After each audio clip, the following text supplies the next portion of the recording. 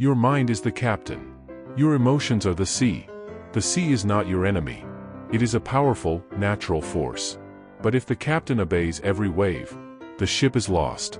For the next 47 minutes, this is our single task. To train the captain. To build a mind that can hear the storm, feel its power, and yet still hold the course. This is not about suppression. This is about command. This is the Stoic discipline, where strength is not the absence of feeling, but the presence of clarity. We begin with a fundamental truth. Your first thought, your initial surge of feeling, that is not a choice. It is a reflex, an impression. The wave hitting the hull. Anger flashes. Anxiety rises. Envy simmers. This is the sea doing what the sea does.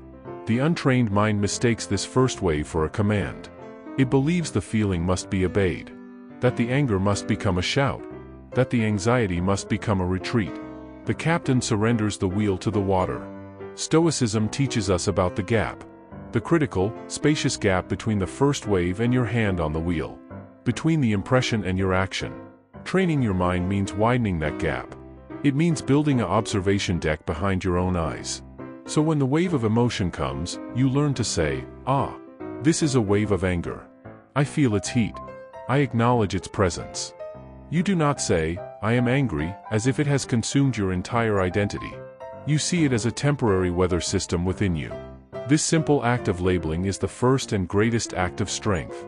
You have drawn a boundary between what you feel and what you are. The next step is interrogation.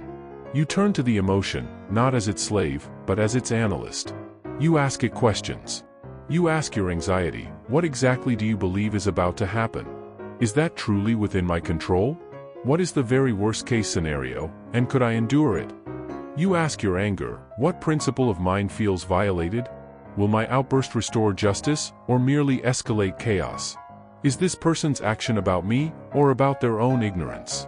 You apply the logic of the dry dock to the storm of the open water.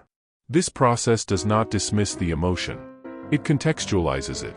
It drains the fantasy from the fear. It removes the fuel from the rage. Often, you find the emotion is built on a story you are telling yourself, not on the unchangeable facts of the world. But training is not just for the storm. It is for the calm. True strength is built in daily drills. This is the practice of voluntary discomfort. You deliberately choose to make the captain work against a mild headwind. You take the cold shower. You skip the second portion. You sit in silence for 15 minutes with only your own thoughts. Why?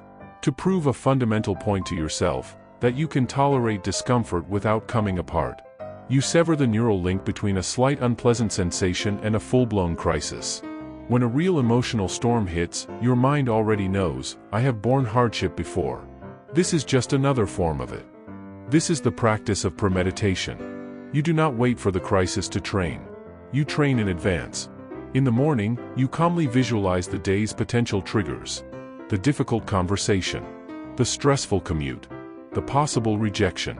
You see them happening, and you rehearse your response. "If this happens, I will focus on my breath. I will remember what is mine to control. I will respond with patience, not reaction." You are pre-programming the captain's instincts. And this is the practice of focusing on the action, not the outcome.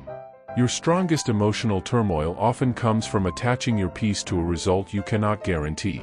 You tie your self-worth to a promotion, your happiness to another person's affection, your security to a number in a bank account. The trained mind shifts its entire focus to the only thing it ever truly owns, its own effort, its own intention, its own virtue in this very moment. Did I do my work with integrity? Did I speak with honesty and kindness? Did I act with courage? If the answer is yes, then the outcome, whether success or failure, praise or criticism, is simply weather. It may be pleasant or unpleasant, but it cannot capsize you, because your worth is anchored to your action, not to the world's reaction. This is what trained strength looks like in the world. It is not the stone face. It is the aware face.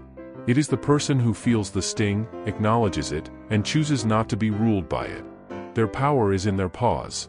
Their strength is in their choice. The sea of emotion will never be still. It was not designed to be. A calm sea does not make a skilled captain. The storm does. Your goal is not to feel less. Your goal is to be more than your feelings. To have them, to learn from them, but to let your deepest values, your reason, your integrity, your compassion, hold the wheel. You will not master this today. But you can begin today. The next time a wave of emotion rises, frustration, worry, hurt, recognize the moment. Feel the spray. Then, remember your task. Step back onto the observation deck. Look at the wave. Name it. Question it. Anchor yourself to your intention, not to the desired outcome. This is the repetition. This is the drill. This is how the captain is trained. Not by waiting for a calm that never comes, but by learning to steer through any weather. Begin the drill. The sea is waiting.